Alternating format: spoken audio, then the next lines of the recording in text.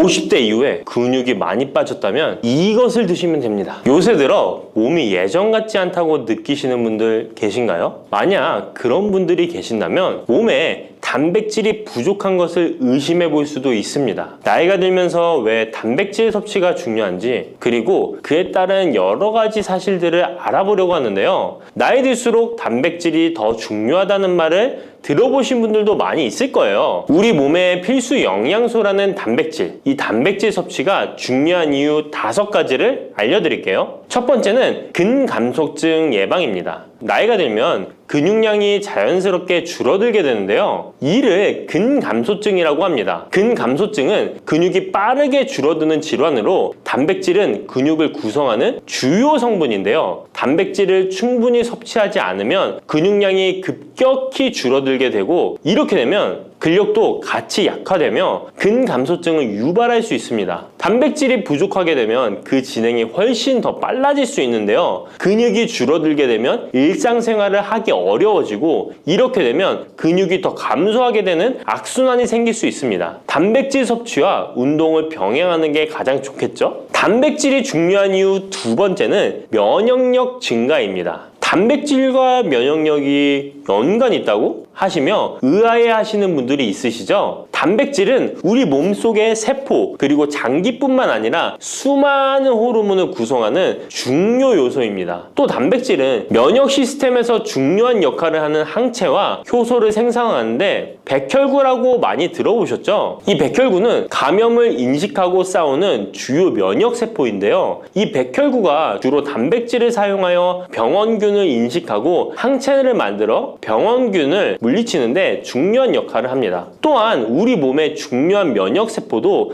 감염에 대응할 때 단백질을 사용하여 신호를 보내고 병원균을 파괴하는 작용을 합니다. 나이가 들면서 면역 시스템이 약해지기 쉬운데, 그럴수록 단백질을 충분히 섭취하면 면역력을 높일 수 있습니다. 단백질 섭취가 중요한 이유 3번째는 심혈관계 질환 예방입니다. 단백질은 심혈관 건강에도 영향을 주는데요. 특히 식물성 단백질이 도움을 줍니다. 예를 들자면 콩류와 견과류 등은 나쁜 콜레스테롤인 LDL의 수치를 낮추고 심혈관계 질환의 위험을 줄이는데 도움이 됩니다. 특히 노년층에서 단백질 섭취는 고혈압, 동맥경화증, 심장병 등을 예방하는 데 중요한 역할을 합니다. 4번째는 피부의 탄력 저하를 예방합니다. 피부의 주 성분 중 하나인 콜라겐은 단백질로 이루어져 있는데요. 나이가 들면 콜라겐이 자연스럽게 감소하게 되는데, 이로 인해 피부 탄력이 떨어지고 주름이 생깁니다. 이때 단백질을 충분히 섭취하면 피부 건강에도 좋은 영향을 주는데요. 단백질 공급은 피부 재생을 촉진시켜 피부 건강을 유지하는 데 도움을 줍니다. 5번째는 골다공증 예방입니다. 나이 드신 여성분들은 특히 더 주목해주세요. 질병관리청의 보도자료에 따르면 대한민국 50세 이상의 골다공증 유병률은 22.5%로 약 5명 중 1명은 골다공증이 있는데요. 골다공증은 조용한 뼈 도둑이라고 불릴 정도로 초기 증상이 뚜렷하게 보이지 않지만, 골다공증이 한 번 생기면 이로 인한 고관절, 척추, 손목 등의 골절이 생기기 쉽고, 이로 인해 합병증 위험 또한 증가하는데요. 이 골다공증을 예방하는 데 중요한 요소가 바로 단백질입니다. 단백질은 뼈를 구성하는 중요한 요소 중 하나인데요. 뼈의 건강을 유지하는 데 필요한 칼슘과 함께 단백질은 뼈의 구조를 안정화시키고 골밀도를 높여서 골다공증을 예방하는 데 중요한 역할을 합니다. 한마디로 노년층에서 우리가 흔히 알고 있는 칼슘과 비타민 D와 함께 단백질 섭취를 증가시키면 뼈가 약해지는 것을 방지할 수 있습니다. 이렇게 중요한 우리 몸속의 단백질이 혹시 부족하게 된다면 무슨 일이 일어날까요? 단백질이 부족하면 여러 가지 신체 기능에 문제가 생기는데요. 첫 번째는 인지기능 저하와 치매입니다. 단백질 부족이 치매를 유발한다니 놀라셨나요? 연구에 따르면 단백질이 뇌 건강을 유지하는 데 아주 중요한 역할을 합니다. 특히 기억력에 많은 영향을 주는데요. 단백질은 뇌에서 신경 전달 물질을 만들고 뇌세포의 구조를 유지하는 데 도움을 줍니다. 특히 학습과 기억력에 영향을 주는 시냅스에서 발생하는 신경 전달 물질의 방출과 수용체 활성화는 대부분 단백질에 의해 조절되는데, 예를 들어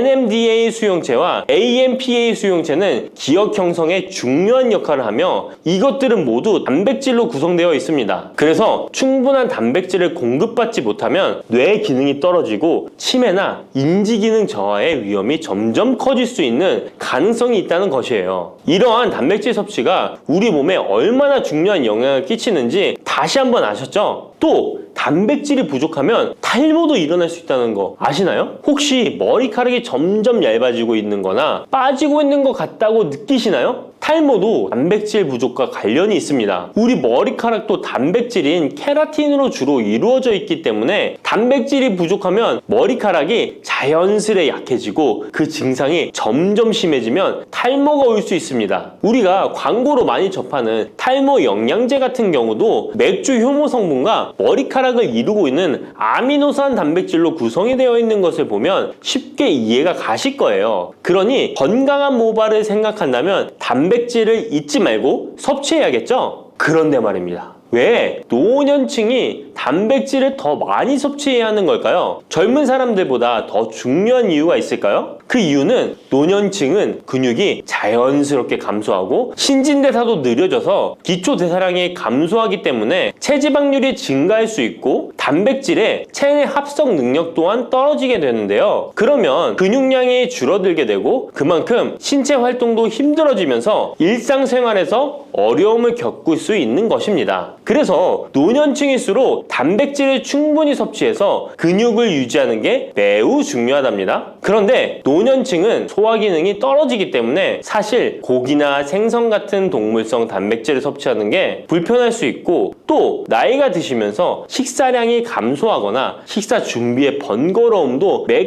끼 단백질을 챙겨 먹는데 어려움을 주는 게 사실입니다. 그래서 혼자 지내시는 분들은 더욱더 단백질 섭취가 어렵기도 합니다. 또한 어떤 분들은 체중 증가를 걱정해서 단백질이 고칼로리라고 생각해서 드시기를 꺼려 하기도 하고요. 그렇다고 해서 섭취하기 어렵다고 단백질의 섭취를 멀리해서는 절대 안 됩니다. 우리 몸에 이렇게 필수적인 단백질을 충분히 섭취하기 좋은 음식에는 무엇이 있을까요? 단백질을 섭취하기 좋은 추천 음식 4가지 바로 소개해 드릴게요. 첫 번째 식품은 계란입니다. 사실 단백질 하면 가장 먼저 떠오르는 식품이 계란인데요. 계란 2알만 드셔도 하루에 필요한 단백질의 20%를 섭취할 수 있다는 거 아셨나요? 특히 계란의 단백질은 완전 단백질로 분류되는데요. 이는 우리 몸이 제대로 기능하는 데 필요한 필수 아미노산을 포함한다는 것을 뜻해요. 계란은 단백질뿐만 아니라 비타민 A, D, E도 함유하고 있어 건강에 매우 좋은데요. 계란은 자연적으로 비타민 D를 함유하고 있는 드문 식품 중 하나입니다. 또한 계란 노른자에는 칼슘, 구리, 요오드, 철분, 망간, 인, 셀레늄, 아연도 풍부하게 함유하고 있어서 계란을 먹으면 많은 영양소를 쉽게 섭취할 수 있는 거죠. 두 번째 식품은 생선입니다. 등푸른 생선 좋다는 이야기는 누구나 한 번쯤 들어보셨을 텐데요. 사실 등푸른 생선뿐만 아니라 다른 생선도 저지방, 고단백 식품으로 다른 고단백 식품인 육류에 비해 지방 함량이 낮고 필요 영양소는 그대로 제공해줍니다. 생선에는 단백질과 함께 오메가3 지방산도 풍부하게 함유되어 있어 심혈관 건강에 좋죠. 특히 연어, 고등어, 참치 같은 생선은 단백질뿐만 아니라 항염증 효과도 있습니다. 그리고 대구 같은 백색 생선은 지방 함량이 매우 적고 단백질은 상대적으로 많아서 체중 걱정이신 분들이나 다이어트를 하는 사람들에게 더욱 좋은 생선입니다. 등푸른 생선도 지방 함량은 높지만 이 지방이 건강에 유익한 오메가3 지방산이기 때문에 건강에 도움이 되는데요. 생선의 단백질은 다른 육류나 콩류보다 소화가 편하고 생선의 살은 비교적 부드러운 섬유질을 가지고 있어서 소화가 빠르고 몸에서 쉽게 흡수됩니다. 세 번째는 유단백 식품인 우유나 요거트 같은 유제품입니다. 특히 노년층에서는 유제품을 섭취하면 칼슘도 함께 챙길 수 있어서 골다공증 예방에도 도움이 되는데요. 유제품에 포함된 단백질은 고품질 단백질입니다. 고품질 단백질은 신체가 효율적으로 사용하고 필요한 아미노산을 모두 공급하는 단백질을 말하는데요.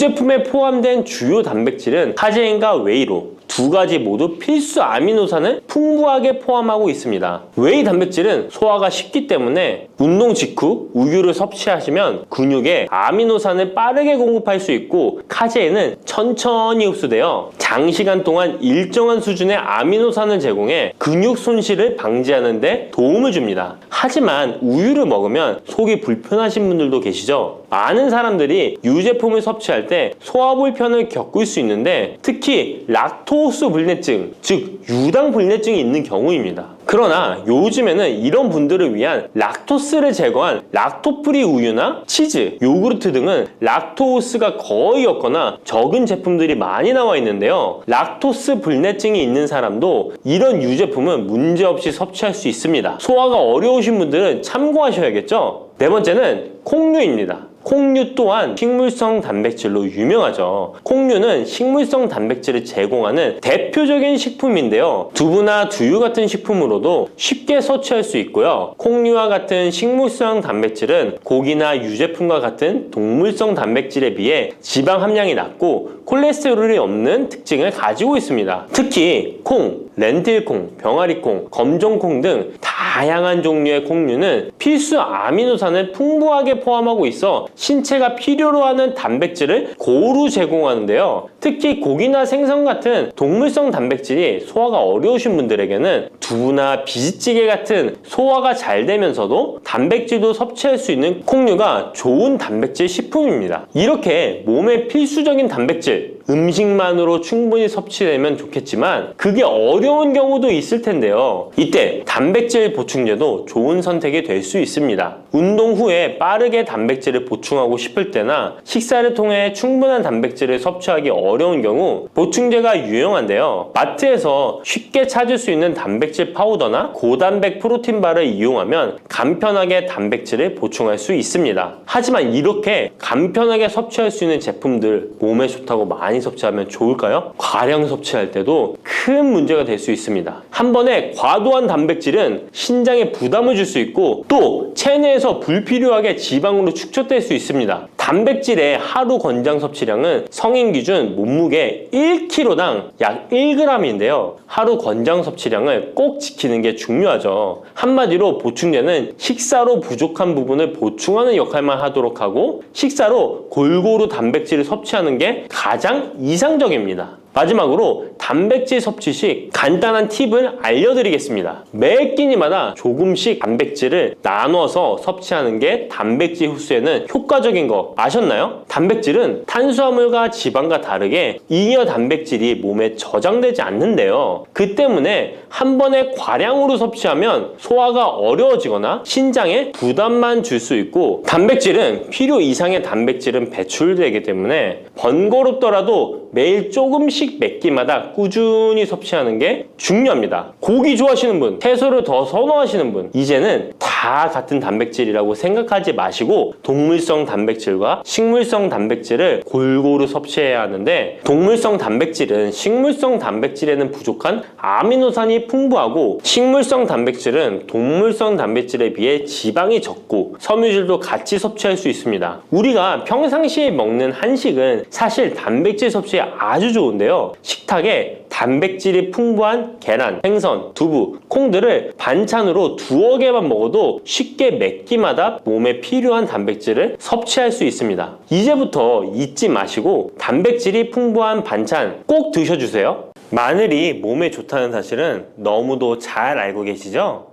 그런데 이것과 함께 먹으면 암과 치매에 걸린다니 깜짝 놀라셨나요? 아무리 몸에 좋은 마늘이지만 함께 먹으면 오히려 몸에 독이 되는 음식들도 있습니다. 그리고 마늘은 생마늘, 구운 마늘, 찐 마늘, 절인 마늘, 흑마늘 등 먹는 방법이 다양하잖아요. 이렇게 먹는 방법에 따라서도 우리 몸에 주는 효능이 다르답니다. 여기서 잠깐! 마늘 껍질은 대부분 먹지 않고 버리시잖아요. 마늘 껍질 오늘부터 절대 버리지 마시기 바랍니다. 마늘 껍질을 왜 먹어야 하는지, 그리고 어떻게 먹어야 하는지 알려드릴게요. 자, 그럼 마늘과 절대 함께 드시면 안 되는 음식과 마늘과 함께 드시면 좋은 음식, 그리고 마늘과 마늘 껍질의 효능까지 마늘에 대한 모든 것을 알려드릴게요. 마늘은 정말 우리나라 사람들이 좋아하는 식재료인데요. 한국농촌경제연구원이 발표한 자료에 의하면 우리나라 1인당 1년 동안 마늘 소비량이 7kg인데요. 놀라지 마세요.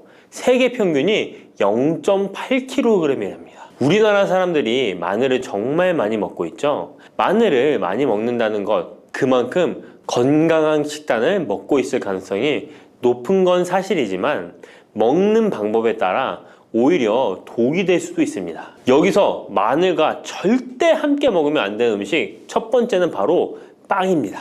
마늘빵 아시죠? 마늘이 발라져 있어 달콤 쌉싸름한 마늘 맛도 나고 향긋한 향도 좋아 즐겨 먹게 되는데요. 마늘이 있어서 몸에도 좋은 빵이라고 착각하고 즐겨 드실 수 있는데요. 마늘빵은 절대 드시면 안 됩니다. 왜냐하면 빵의 재료인 밀가루는 탄수화물이 주 성분인데요. 밀가루의 고탄수화물은 소화 과정에서 당으로 분해되고 혈당 지수를 급격히 올리게 되며 이때 인슐린의 분비가 과도하게 됩니다. 이런 현상이 반복되게 되면 체내의 인슐린 저항성이 높아지고 췌장을 망가뜨려 당뇨를 유발할 수 있는 것입니다. 그리고 이 당은 몸에 흡수되면서 지방으로 변하고 쉽게 살이 찌게 되어 비만을 야기할 수 있습니다. 밀가루 빵을 만들면 글루텐이라는 단백질이 생성되는데 이 글루텐은 소화불량, 복통, 변비 등 증상을 유발할 수 있습니다. 이뿐만 아니라 글루텐이 몸에 들어오면 장에서 에소루핀이라는 성분이 만들어지게 되는데 이 에소루핀은 중독성이 강해 밀가루 중독을 일으켜 빵 같은 밀가루를 과다 섭취하게 만든다는 것입니다. 마늘이 아무리 좋은 성분으로 항암 작용, 항염증 작용을 한다고 해도 마늘빵으로 드신다면 아무 소용이 없는 것입니다. 그러면 마늘은 어떻게 먹어야 마늘의 효능을 극대화할 수 있을까요? 마늘은 생으로 드실 때도 물론 좋지만 익혀서 드실 때 더욱 좋습니다. 몸에 보약이 되는 마늘 먹는 법, 첫 번째는 마늘밥입니다. 국립농업과학원에 따르면 마늘의 S-알리시스테인 함량을 조리법에 따라 조사한 결과 생마늘일 때 S-알리시스테인 함량이 2.77mg 정도 되었고 삶기 시작한 후 30분이 지나면 4.92mg이 되었으며 1시간이 지났을 때 9.16mg으로 생마늘에 비해 무려 4배 이상이 많아진다고 했습니다. 뿐만 아니라 121도의 온도에서 1시간 동안 마늘을 쪘을 때 S-알리시스테인 함량이 50.24mg으로 생마늘보다 18배 정도 높았다고 연구 결과를 발표했습니다. 따라서 마늘을 드실 때는 1시간 이상 끓여서 드시는 것이 좋은데요. 이런 방법이 번거로워 추천드리는 방법이 바로 마늘밥입니다. 밥을 할 때 마늘을 넣는데요. 1인분에 마늘 3, 4알 정도씩 넣어서 밥을 하시면 됩니다. 현미가 있다면 현미를 넣은 마늘밥을 하시면 더욱 좋은데요. 현미 속에는 티아민이라는 성분이 있는데 마늘의 S-알리시스테인과 현미의 알리티아민 두 가지 성분을 모두 섭취하여 항암 효과뿐만 아니라 피로회복, 근육통 완화에도 좋은 밥이 되는 것입니다. 그럼 마늘밥을 하기 위해 마늘을 까고 나면 껍질은 어떻게 하셨나요? 버리셨나요? 오늘부터는 절대 버리지 말기 바랍니다. 마늘에 효능하면 첫 번째로 생각나는 것이 아마도 항암 효과일 거예요. 그런데 마늘 껍질을 통해 엄청난 항암 효과를 누릴 수 있는데요. 우리나라 연구진에서 연구한 결과 마늘 껍질을 70% 에탄올 용매로 반복 추출해서 만든 마늘 껍질 추출물이 암 예방 효과에 탁월한 효능이 있다고 발표되었습니다. 특히 유방암, 위암, 간암, 대장암, 폐암, 세포뿐 아니라 다양한 암세포에 대한 억제 효과가 있다고 했는데요. 그 중에서도 유방암 세포의 증식을 억제하는 데 효과가 가장 높았다고 합니다. 마늘 껍질의 두 번째 효능은 바로 심혈관을 튼튼하게 한다는 것입니다. 마늘 껍질은 마늘 알맹이보다 식이섬유가 4배, 폴리페놀이 7배나 많게 함유되어 있는데요. 식이섬유는 혈관 내에 나쁜 콜레스테롤을 흡착해 몸 밖으로 배출하는 데 도움을 주고 항산화 성분인 폴리페놀은 콜레스테롤이 산화되는 것을 막아 나쁜 콜레스테롤이 만들어지는 것을 방지하는데 효능이 있는 아주 중요한 성분입니다. 마늘 껍질에 함유된 알리신 성분은 혈중 지지를 낮춰 콜레스테롤과 중성지방을 낮추는 데 효과적인 성분입니다. 이를 통해 동맥경화를 방지하는 데 도움을 주어 심혈관 질환을 예방하는 데 좋은 성분인 것입니다. 또 마늘 껍질을 말려 분말로 만들어 음식에 넣어 드시면 비만을 막아주는 효과를 볼 수 있는데요. 식이섬유가 풍부해 지방의 흡수를 막고 나쁜 지방을 배출하는 데에도 탁월한 효능이 있습니다. 뿐만 아니라 체내 지방의 대사를 촉진하여 지방 분해가 빠르게 일어나 체지방을 제거하는 데 아주 효과적입니다. 그리고 마늘 껍질 분말로 드시는 방법 말고 차로도 드시는 방법이 있는데요. 마늘차 우리는 법을 알려드릴게요. 마늘 껍질을 깨끗하게 씻어 말린 다음에 기름을 두르지 않은 팬에 마늘 껍질을 넣고 볶아주어 수분을 없애줍니다. 이렇게 하는 이유는 수분을 없애는 것도 있지만 마늘 껍질을 열을 가하게 되면 항산화 성분인 폴리페놀과 플라보노이드 성분이 증가하기 때문입니다. 이렇게 수분을 없앤 마늘 껍질을 냉동실에다 보관하셨다가 드실 때 끓는 물에 소주 반 컵을 넣고 물 1리터, 마늘 껍질 15g 정도 넣고 끓여주시면 됩니다. 이렇게 끓인 마늘 껍질 차를 따뜻하게 드셔도 되고 냉장고에 넣어 시원하게 드셔도 괜찮습니다. 마늘이 몸에 좋다고 해서 꿀에 마늘을 재워 드시는 분 계시잖아요. 물론 꿀마늘이 몸에 좋은 분들도 계시지만 꿀과 마늘은 절대 함께 드시면 안 되는 음식입니다. 식품 비방이라는 문헌에 보면 꿀과 마늘은 함께 먹으면 안 된다라고 적혀 있는데요. 그 이유는 꿀과 마늘은 둘 다 열을 내는 뜨거운 음식이기 때문입니다. 꿀과 마늘을 함께 먹게 되면 체질이 맞지 않는 경우에는 부작용이 클 수 있기 때문입니다. 체질에 맞지 않는 분들이 이 꿀마늘을 드시게 되면 눈의 충혈이 잦아지고 노화가 빨라질 수 있습니다. 돋보기를 빨리 쓸 수 있게 된다는 거죠. 또한 두통이 생기며 피부에도 트러블이 생기는 부작용도 있으니 꼭 기억하시기 바랍니다. 당 섭취에 주의하셔야 하는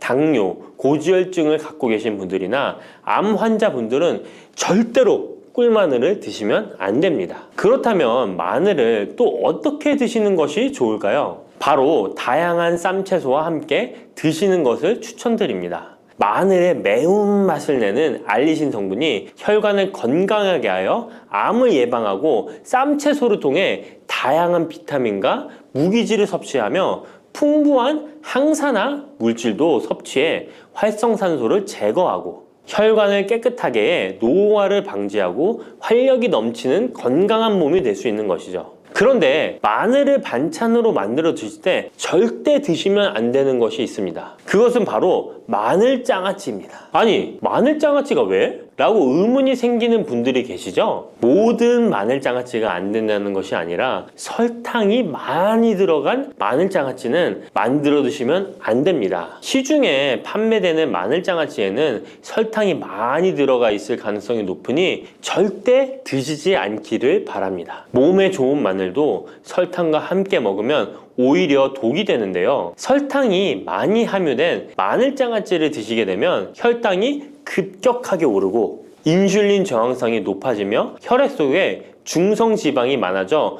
혈액을 끈적하게 만들게 됩니다. 또한 설탕을 많이 섭취하게 되면 뇌에서 기억력을 담당하는 해마의 크기를 줄어들게 해 기억력을 감퇴시키고 나아가 치매를 일으킬 수도 있습니다. 집에서 마늘장아찌를 담가 드실 때는 설탕을 넣지 말고 건강한 식재료만을 사용하시는 것이, 마늘을 건강하게 드실 수 있는 또 다른 방법은 흑마늘을 추천드립니다. 마늘에 열을 가하면 마늘색이 점점 짙어져 결국 까맣게 변하는 흑마늘이 되는데요. 그 이유는 마늘 속에 있는 당류와 단백질인 아미노산이 반응하여 갈색을 띠는 멜라노이딘 색소가 만들어지기 때문입니다. 이 반응을 마이야르 반응이라고 하죠. 고기를 구우면 빨간색의 고기가 점점 희어지다 갈색으로 변하는 반응과 같은 원리인 것입니다. 이렇게 흑마늘을 만들게 되면 생마늘보다 S알리스테인 성분이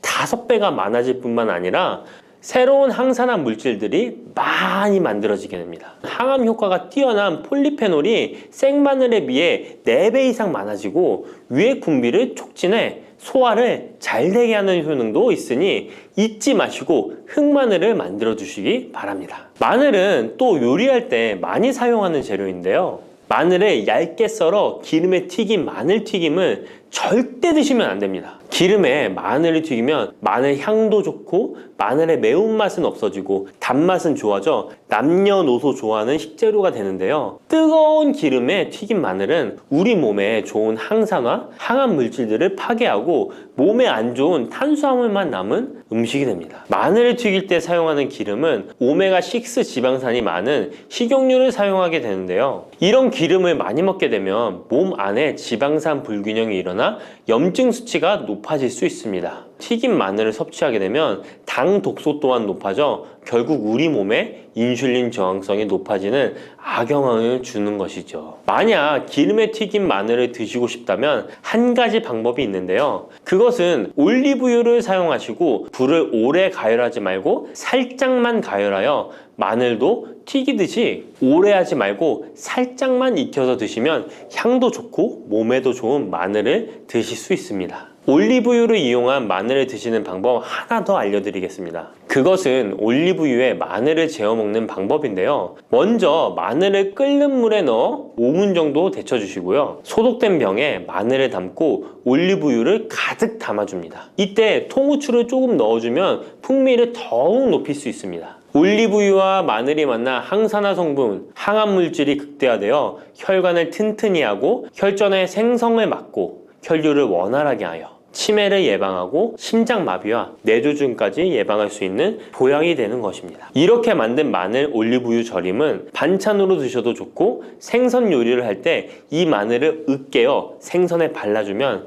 생선 비린내를 잡아줄 뿐만 아니라 마늘과 올리브유의 풍미가 더해져서 더욱 맛있는 요리가 될 수 있습니다. 이렇게 좋은 마늘도 드실 때 주의하셔야 할 분들이 계신데요. 마늘의 효능 중에 혈전을 제거하고 혈류를 원활하게 하는 효능이 있었잖아요. 이런 효능이 혈액을 묽게 만들기 때문인데요. 와파린, 아스피린 같은 혈전 용해제를 복용하시는 분들이 마늘을 많이 드시게 되면 상처가 났을 때 피가 잘 멈추지 않을 수 있으니 주의하시기 바랍니다. 평소 위염이나 위궤양이 있어서 위가 안 좋으신 분들은 마늘에 알리신 성분이 위 점막을 자극하여 증상이 악화될 수 있으니 주의하시기 바랍니다. 그리고 과민성 대장 증후군이 있는 분들도 마늘을 많이 드시게 되면 복통이 일어날 수 있으니 마늘은 조금만 드시길 바랍니다. 팥을 이렇게 드시면 당뇨 사라지고 뱃살 쏙 빠져요. 여러분, 겨울에 동지가 되면 우리가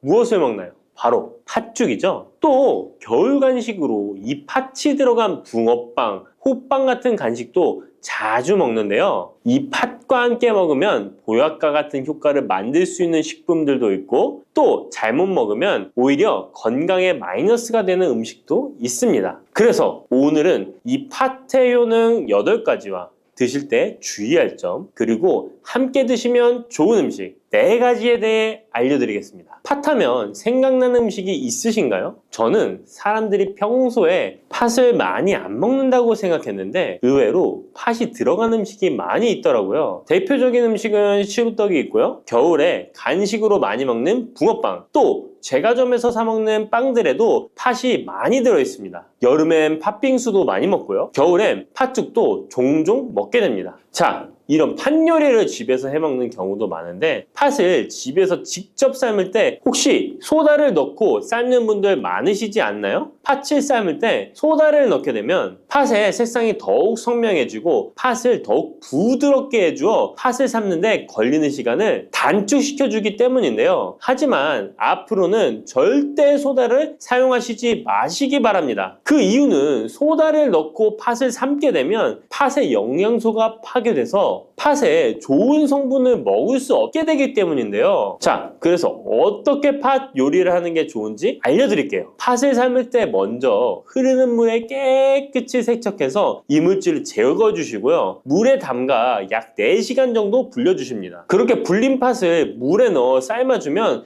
붉은색의 팥 삶은 물이 생기잖아요. 바로 이 팥을 삶은 물이 건강에 정말 좋다는 사실 알고 계셨나요? 그 이유는 팥에 들어있는 들어있는 사포닌이라는 성분 때문입니다. 간혹 팥 삶은 첫물에는 팥에 독소가 있어서 버려야 한다는 분들이 계신데요. 이는 잘못된 정보입니다. 왜냐하면 팥 삶은 첫물에 사포닌 성분이 가장 많이 들어있기 때문에 이걸 버리지 마시고 따로 담가 두었다가 하루에 한두 잔씩 차로 드시면 좋습니다. 자, 그럼 이제 팥의 구체적인 효능에 대해 말씀드릴 건데, 첫 번째는 혈관 건강에 많은 도움이 된다는 것입니다. 앞에 말씀드린 팥물은 혈관 청소부라는 별명이 있을 정도로 혈관을 깨끗하게 해주는 효능이 있습니다. 그 이유는 팥에 함유된 강력한 항산화 성분인 안토시아닌이 혈관 내 활성산소를 제거해줘서 혈관 세포 손상을 예방해주기 때문입니다. 또한 안토시아닌은 혈관 내의 염증을 줄여줘서 염증성 질환에도 좋은 효과가 있고요. 나쁜 콜레스테롤 수치를 줄여주는 효과가 있어서 고지혈증을 예방하며 심장질환의 위험도 줄이는데 큰 도움을 줄 수 있습니다. 이뿐 아니라 조선시대 기록에 보면 이 팥물로 세안을 했다는 기록이 있는데요. 팥물로 세안을 하면 피부의 노폐물을 제거하는 데 좋고 피부를 맑고 건강하게 해준다고 합니다. 비누가 없던 시절에 피부 건강을 위해 사용했던 선조들의 지혜가 정말 놀랍지 않나요? 당뇨병의 개선에 도움을 준다는 것입니다. 2014년에 발표된 한 연구에서 팥을 섭취하는 것이 2형 당뇨병 환자의 혈당 수치와 인슐린 저항성을 개선하는데 도움이 되는 것으로 보고가 됐습니다. 이 연구에서는 4주 동안 매일 팥을 섭취한 결과 당뇨 환자들의 공복 혈당 수치가 무려 평균 19.5% 감소하였고 인슐린 저항성 또한 줄어든 것으로 나타나서 당뇨가 있거나 당뇨 예방이 필요하신 분들은 꼭 팥을 꾸준히 드셔보시기 권해드립니다. 세 번째 팥의 효능은 몸의 부종을 제거하고 다이어트에 도움을 주는 것입니다. TV에서 연예인들이 이 팥으로 다이어트를 해서 효과를 봤다고 했던 적도 있었고요. 한의학 책 중에 본초 강목에 보면 팥을 오랫동안 먹으면 여위고 마르기 때문에 살찐 사람이 먹는 것이 좋다라는 내용이 나옵니다. 그래서 한의원에서 다이어트 처방을 할 때도 팥을 쓰는 경우가 많이 있는데요. 그 이유는 바로 팥에 들어있는 칼륨 때문입니다. 팥에는 쌀의 10배 이상, 바나나에 약 4배 이상의 칼륨이 들어있는데요. 이 칼륨이 몸 안에 나트륨 배출을 도와서 당뇨 환자들의 신장 부담을 줄여주고 혈압 상승을 억제해주는 효능이 있고요. 또한 이뇨작용이 있어서 이를 통해 부종을 줄여줄 수가 있습니다. 그래서 우리가 보통 물살이라고 부르는 잘 부으면서 살이 찌는 분들은 다이어트에 이 팥을 이용하시면 효과를 볼 수가 있습니다. 그래서 그에 대한 연구 결과도 있었는데요. 실험주에 팥 추출물을 먹였더니 근육 손실 없이 체지방 함량이 30% 이상 줄었고 몸무게도 37%나 감소했다고 합니다. 사람과 똑같을 수는 없지만 분명히 팥이 체중 감량에 도움이 된다는 결과라고 볼 수가 있습니다. 네 번째, 팥의 효능은 변비를 개선하는 데 도움을 주는 겁니다. 팥에는 사포닌뿐 아니라 많은 식이섬유가 들어있기 때문인데요. 사과에 비해서 약 10배나 많은 식이섬유가 들어있습니다. 그래서 팥을 섭취하게 되면 이 식이섬유가 장 운동을 활발히 하고 대변을 부드럽게 만들어 배변을 원활하게 해줄 수 있고요. 또한 이 식이섬유는 장에 있는 유익균들에게 풍부한 먹이를 제공해주기 때문에 장내 유익균의 증식에도 직접적으로 효과를 줍니다. 이를 통해서 장의 전반적인 환경을 좋게 바꿔줄 수가 있고 이것은 몸의 면역력 향상과도 연결되어 있기 때문에 우리가 프로바이오틱스를 복용할 때도 팥을 함께 드셔보면 그 효과가 커지는 것을 느끼실 수가 있을 겁니다. 다섯 번째 팥의 효능은 탈모 예방에 도움을 준다는 것입니다. 나이가 들면서 머리숱이 점점 없어져 고민하시는 분들 정말 많은데요. 팥과 함께 천연 탈모약이라 불리는 수수를 함께 드신다면 탈모 예방에 큰 도움을 받을 수 있습니다. 그 이유는 바로 팥과 수수에 들어있는 비오틴이라는 성분 때문인데요. 이 비오틴은 모발의 모공에서 자라는 단계부터 필요하고 손상된 머릿결이 재생되는 데까지 관여하는 정말 정말 중요한 성분입니다. 건강한 머릿결을 만드는데 꼭 필요한 성분이라고 할 수 있습니다. 비오틴이 몸속에서 부족한 현상이 나타나면 머리카락이 얇아지면서 많이 빠지게 되고, 또한 두피가 건조해지고 가려움증이 생기면서 탈모를 가속화할 수 있습니다. 그런데 팥에는 이 비오틴뿐 아니라 모발 성장에 도움이 되는 아미노산이 풍부하고, 수수에는 미네랄 성분이 풍부하여 머리카락을 건강하게 유지하는데 직접적으로 도움을 주게 되고요. 또한 팥과 수수에 함유된 항산화 물질들이 머릿결을 상하게 하는 자유 라디칼 성분을 중화해 주어 머리카락 건강에 큰 도움을 주는 것입니다. 여섯 번째 팥의 효능은 우리나라 사람에 꼭 필요한 탄수화물 소화를 돕는다는 것입니다. 이는 팥에 함유되어 있는 비타민 B의 역할 때문인데요. 비타민 B는 탄수화물, 단백질, 지방을 에너지로 변환하여 우리 몸을 충전해주는 역할을 합니다. 또한 신경 전달 물질인 뉴로트랜스미터의 합성에 관여해 뇌신경을 건강하게 하는 데에도 도움을 줍니다. 팥을 잘 섭취하면 뇌를 건강하게 해주어 치매 예방에도 도움이 되는 것입니다. 자, 앞에서 팥과 함께 먹으면 좋은 음식이 수수가 나왔는데요. 하나 더 말씀드릴게요. 바로 호박입니다. 호박은 기본적으로 여러 영양 성분이 풍부하지만 호박에는 비타민 B가 없어서 호박과 팥을 함께 드시면 서로의 부족한 부분을 채워줄 수가 있고요. 또한 호박에도 소화 기능을 개선해주는 기능이 있어서 팥과 함께 드시면 시너지 효과가 있고요. 그리고 팥처럼 호박에도 이뇨작용이 있는데요. 팥과 호박의 이뇨작용은 과정이 약간 다릅니다. 팥은 몸속의 부종, 노폐물과 독소를 빨아들여서 배출하는 이뇨작용을 하는 것이고요. 호박은 신장에서 만들어지는 호르몬의 분비를 억제하여 이뇨작용을 촉진하게 되는데, 이렇게 되면 신장에 과다하게 축적되는 수분을 배출하는 역할을 해줄 수가 있어서 더 도움이 될 수 있습니다. 일곱 번째 팥의 효능은 빈혈을 개선하는 데 도움을 주는 것입니다. 보통 우리 몸에 철분이 부족해지면 빈혈 증상이 나타나죠. 빈혈로 인해 어지러움, 두통, 체력 저하 등의 증상이 나타나게 되는데, 팥에는 앞에서 얘기한 단백질, 식이섬유, 칼륨, 비타민, 비오틴뿐만 아니라 바로 칼슘과 철분 또한 풍부합니다. 팥에 함유된 철분의 함량이 우유의 약 100배나 된다는 사실 알고 계셨나요? 그래서 팥을 드시면 철분 부족으로 인한 빈혈을 개선하는데 도움이 되기 때문에 빈혈이 있으신 분들은 꼭 기억하시면 좋겠습니다. 여덟 번째 팥의 효능은 스트레스를 줄여주는데 도움을 준다는 것입니다. 팥에 함유된 비타민 B가 신경계를 안정화시켜주는 효과가 있어서 스트레스로 오는 증상들을 줄여줄 수가 있고요. 또 팥에는 마그네슘의 함량도 높은데요. 마그네슘 또한 신체의 스트레스 반응을 조절하는데 중요한 역할을 합니다. 팥 속에 들어있는 마그네슘을 통해서 스트레스로부터 몸이 회복되는 데 도움을 받을 수가 있습니다. 그리고 팥에는 복합 탄수화물도 풍부한데요. 복합 탄수화물은 천천히 소화되어 급격한 혈당 상승을 방지하고 일정한 에너지 공급을 유지하는 데 도움이 됩니다. 이는 스트레스 상황에서도 안정적인 에너지 공급을 유지할 수 있게 해줘서 스트레스를 관리하는 데 도움이 될 수 있습니다. 이렇게 좋은 팥도 드실 때 주의사항이 있는데요. 과하게 많이 드시면 이뇨작용 때문에 몸에 무리를 줄 수 있는데요. 이를 방지할 수 있는 방법이 있습니다. 바로 찹쌀과 함께 드시는 겁니다. 팥죽을 끓일 때 찹쌀을 넣어 함께 죽을 만드는 경우도 있고, 쫄깃쫄깃한 찹쌀로 경단, 새알을 만들어 넣어 먹는 경우도 있죠. 선조들의 지혜가 정말 놀라운데요. 이렇게 찹쌀과 팥을 함께 드시면 팥 때문에 몸 안의 수분이 과하게 빠져나가는 것을 찹쌀이 막아줘서 문제가 생기지 않게 해주는 것입니다. 그리고 다른 주의사항은 팥의 찬 성질인데요. 그래서 장이 좋지 않은 분들이 팥물을 많이 드시게 되면 소화불량, 복부팽만, 복부 통증을 일으킬 수 있으니까 주의하셔서 조금씩 드셔보시는 게 좋고요. 만약에 이런 점이 불편한 경우에는 생강과 함께 드시면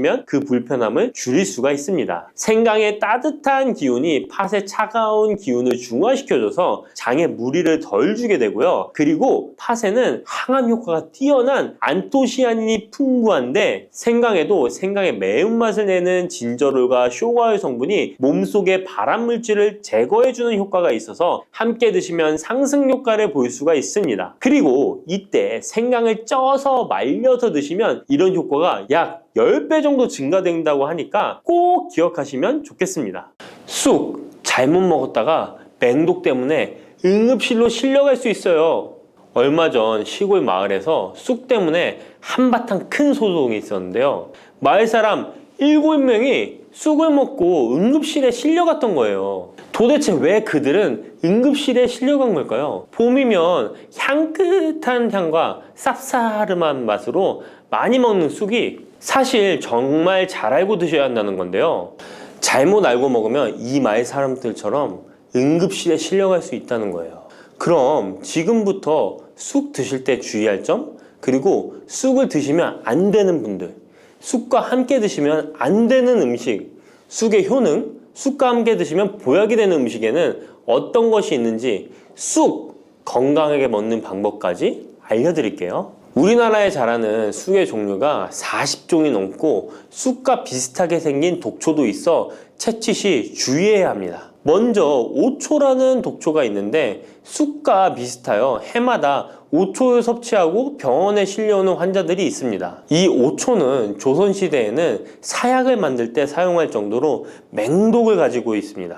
많이 자랐을 때는 쑥과 어느 정도 구분이 되지만 어린 잎인 새수는 쑥과 너무 비슷해서 이런 사고가 자주 발생하게 됩니다. 그리고 쑥은 아무 데서나 채취해서 드시면 안 되는데요. 그 이유는 바로 중금속 때문입니다. 도심이나 하천, 도로변에서 채취한 쑥에서는 기준치 이상의 발암물질인 중금속이 검출되고 있어 쑥을 채취할 때는 각별히 주의하시고 웬만하면 안전하게 재배하여 판매되는 쑥을 드시는 것을 권장합니다. 또한 쑥 자체에서도 독성이 있어 주의가 필요한데요. 소화기관이 약한 사람이 과하게 섭취할 경우 복통, 설사 등의 문제가 발생할 수 있습니다. 임산부가 쑥을 드시면 자궁수축을 유발하여 조산이나 유산의 위험을 증가시킬 수 있습니다. 쑥의 독성은 봄에 채취할 때보다 여름에 채취한 싹에서 강하게 나타나게 됩니다. 쑥의 독성으로 인해 알레르기를 일으킬 수 있는데 재채기, 콧물, 눈물이 나며 두드러기, 복통의 증상이 나타날 수 있으며 심하면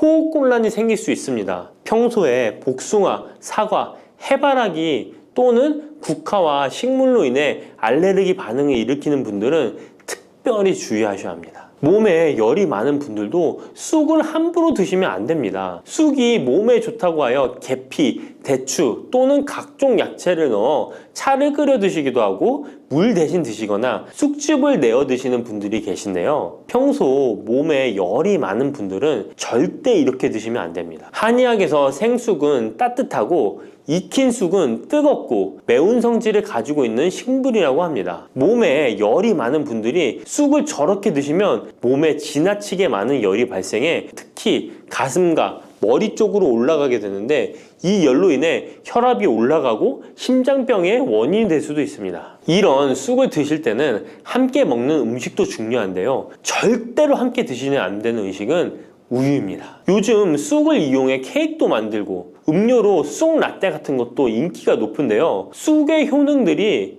우유와 함께 먹으면 전부 사라지게 되는데요. 우유의 카제인 단백질이 쑥에 있는 폴리페놀과 결합하여 몸에 흡수되지 않고 배출되도록 만들기 때문입니다. 따라서 아무리 좋은 쑥도 우유와 함께 드시면 전혀 소용이 없다니 정말 아쉽죠. 이때 한 가지 방법이 있습니다. 우유 대신 아몬드유나 오트밀 같은 대체유를 사용하시면 이런 문제는 바로 해결이 가능해요. 그렇다면 쑥은 이렇게 주의할 점만 있을까요? 당연히 쑥에는 우리 몸에 좋은 효능들이 많은데요. 쑥의 효능 4가지 바로 알아볼게요. 첫 번째, 쑥의 효능은 염증 제거에 탁월한 효능을 발휘합니다. 쑥은 예로부터 약초로 많이 사용되어 왔고 현대 한의학에서도 쑥은 약재로 많이 사용하고 있습니다. 특히 쑥은 민간요법으로 상처에 붙여 감염을 방지하거나 혈관 내의 염증을 제거하는 데 사용되었는데요. 이러한 쑥의 사용법은 과학적으로도 올바른 방법으로 인정되고 있습니다. 이러한 항염증 효능은 쑥에 함유된 타닌 성분 때문인데요. 타닌은 몸속에 유해물질을 배출하는 데 도움을 주며 쑥 특유의 떫은 맛을 내는 역할도 하지만 항염, 항알러지 작용으로 아토피와 같은 알러지 체질을 개선하는 데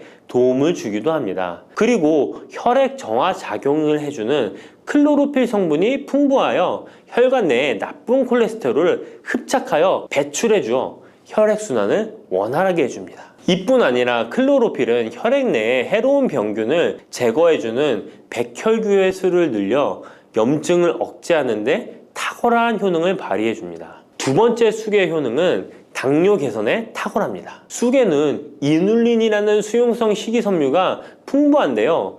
이 성분은 장에서 포도당의 흡수를 느리게 만들어 식후의 혈당이 급격히 오르는 것을 예방해 줍니다. 건강한 성인을 대상으로 한 최근의 한 연구에서는 이들이 쑥 추출물을 먹고 난 후에 식후 혈당이 눈에 띄게 낮아진 결과를 확인할 수 있었습니다. 그리고 클로로겐산이라는 성분이 많아 간에서는 포도당의 합성을 억제하고 근육에서는 포도당의 이용을 촉진해서 혈당 조절에 큰 역할을 해준답니다. 실제 연구에서도 클로로겐산은 공복 혈당과 당화혈색소가 크게 낮아지고 인슐린 감수성이 높아진 사실도 밝혀졌습니다. 그런데 이 두 가지 성분보다도 훨씬 더 중요한 것이 있는데요. 그것은 바로 시네올입니다. 시네올이 혈당 조절에 결정적인 역할을 하는데요. 췌장의 베타세포를 자극하여 인슐린 분비를 촉진시키며 말초 조직에서는 인슐린 감수성을 높이는 역할을 합니다. 시네올 말고도 쑥에는 이눌린, 클로로겐산, 폴리페놀 등 여러 생리활성 물질들이 복합적으로 작용해서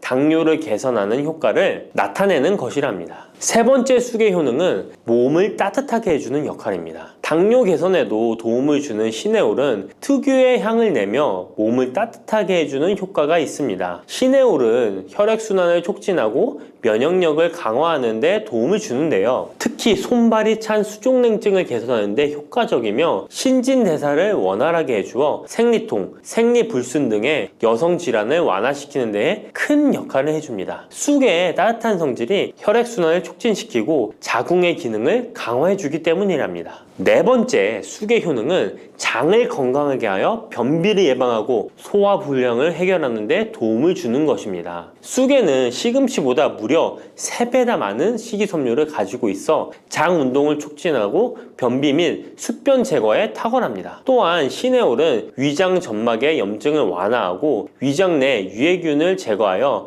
소화장애를 예방하는 데 도움을 줍니다. 그리고 쑥에 함유된 비타민 A는 장내의 점막을 보호하여 장 건강을 유지하는 데 도움을 주며 항산화 작용에 뛰어난 비타민 C는 장내 유해균을 제거해 주어 장내 환경을 건강하게 해줍니다. 평소 소화가 잘 되지 않는 분은 쑥을 섭취하셔서 답답하고 더부룩한 증상을 해결하면 정말 좋겠죠? 근데 쑥을 드실 때 쑥만 드시는 게 아니잖아요. 다른 음식들과 같이 드시는데 쑥도 궁합이 맞는 음식이 따로 있다는 거 아시나요? 이렇게 몸에 좋은 쑥도 함께 드시면 보약이 되는 찰떡궁합 음식이 있습니다. 쑥과 함께 드시면 보약이 되는 첫 번째 음식은 쌀입니다. 쑥하면 생각나는 음식이 쑥떡 아닌가요? 어릴 적 쑥개떡을 맛있게 먹었던 기억이 있는데요. 쑥떡은 우리나라 사람들에게 사랑받는 음식입니다. 많은 분들이 나이가 들며 당뇨도 많이 생기고 혈당이 오르는 것을 염려하여 쌀밥을 줄이시는 경우가 많이 있는데요. 쌀은 우리 식단에서 빼놓을 수 없죠. 쌀은 70% 이상이 녹말로 구성되어 있어 우리 몸에 필요한 에너지를 제공하는 핵심 원료입니다. 이 녹말은 우리 몸에 거의 완벽하게 흡수되는데요. 쌀에는 6% 이상의 단백질도 함유되어 있어 근육에 필요한 활력과 에너지를 보충해주는 역할도 합니다. 하지만 쌀에는 지방, 식이섬유, 미네랄, 비타민이 다소 부족하다는 단점이 있는데 쑥과 함께 드시면 이런 문제는 바로 해결됩니다. 쑥은 칼슘이 풍부하여 뼈를 튼튼하게 할 뿐만 아니라 많은 비타민을 갖고 있어 쌀의 부족함을 채워줍니다. 두 번째, 쑥과 함께 드시면 보약이 되는 음식은 브로콜리입니다. 쑥과 브로콜리를 함께 드시면 염증과 항암에 놀라운 효능을 갖게 되는데요. 브로콜리는 건강에 좋은 채소라는 사실은 이미 잘 알고 계실 거예요. 그런데 쑥과 함께 드시면 그 효과는 폭발적으로 향상되는데요. 우선 철분의 흡수율이 2배 이상 높아집니다. 특히 철분이 부족한 산모뿐만 아니라 모든 연령대의 여성들에게 좋은 식품이 됩니다. 그리고 서로의 무기질과 비타민의 구성이 좋아 염증 해소에 정말 대단한 시너지 효과를 발휘하게 되는데요. 혈액이 산성화되어 염증이 생기는 것을 원천 차단해주고 세균에 대한 저항력도 길러주어 최고의 항암식품이 된답니다. 쑥과 브로콜리의 식이섬유가 함께 작용하면 놀라운 효능을 발휘합니다. 쑥에는 계란에는 아테미신산이라는 식이섬유가 풍부한데 이 성분이 간에서 중성지방의 제사를 원활하게 하는데 도움을 줍니다. 이렇게 되면 지방간도 해결되며 몸에 지방이 저장되는 것을 막아주어 다이어트와 붓기 제거, 특히 뱃살 제거에 탁월합니다. 세 번째, 쑥과 함께 드시면 보약이 되는 음식은 계란입니다. 쑥과 함께 계란을 드시면 나이가 들면 많이 생기는 신경통과 손발 저림 증상을 해결할 수 있습니다. 특별히 여성들에게 도움이 많이 되는데요. 쑥의 따뜻한 성질로 인해 혈액순환이 잘 되고 몸의 붓기와 독소를 제거해주는 효과가 좋아 신경통, 저림 같은 증상을 진정시키는데 놀라운 효능을 발휘하는 것입니다. 계란의 단백질과 쑥이 만나 근육을 단단하게 만들어줍니다. 계란에는 단백질과 항산화 성분이 풍부하지만 비타민 C가 부족한데 쑥에 많은 비타민 C가 있어 계란의 부족한 부분을 채워줍니다. 쑥의 칼륨과 미네랄은 혈액 속에서 세포의 균형을 지켜주고 폐를 정화하여 폐 질환도 완화시켜줍니다. 또한 골다공증과 같은 뼈 질환을 예방해주기도 합니다. 그리고 쑥과 계란을 함께 드시면 뇌 건강에도 좋은데요. 계란의 콜린과 쑥의 비타민이 함께 기억력과 인지 능력을 향상시켜주고 뇌세포를 보호하여 치매를 예방해줍니다. 네 번째, 쑥과 함께 드시면 보약이 되는 음식은 콩나물입니다. 콩나물과 쑥은 식이섬유와 필수 아미노산이 풍부하여 소화 기능을 강화시키는데 탁월한 시너지를 발휘합니다. 콩나물에는 다양한 비타민과 미네랄이 풍부하여 자연적인 비타민 보충제 역할을 합니다. 콩나물에는 지방이 적지만 이를 쑥과 함께 섭취함으로써 체내의 염증을 줄이고 면역력 강화에 필요한 비타민 C와 비타민 E를 보충할 수 있습니다. 쑥과 콩나물을 함께 드시면 피부 건강에도 매우 유익합니다. 콩나물이 함유된 실리카와 쑥의 비타민이 함께 작용하여 피부 탄력과 보습을 개선할 뿐만 아니라 노화를 예방하니 정말 좋은 궁합인데요. 쑥과 함께 먹으면 좋은 음식은 이렇게 많은데요. 그렇다면 쑥은 어떻게 먹어야 건강하고 맛있게 먹을 수 있을까요? 쑥떡 같은 음식은 이미 잘 알고 계시죠? 쑥을 잘 세척하여 말린 다음에 가루로 만들어 두시면 여러 요리에 사용하기 편리하고 오랫동안 보관하기에도 좋아요. 요거트에 쑥가루를 섞어 드시면 혈당 관리와 더불어 장 건강에도 도움이 됩니다. 밥 지을 때 잡곡과 함께 쑥을 넣어도 좋고 쑥 부침개, 쑥 전병 등을 만들어 드셔도 맛과 향이 좋습니다. 계란물에 쑥가루를 넣어 계란말이를 해 드셔도 되고 계란찜이나 계란국에 쑥을 넣어 드셔도 됩니다. 계란찜이나 계란말이를 만들 때 브로콜리까지 넣어 드시면 건강에 더욱 좋은 음식이 된답니다.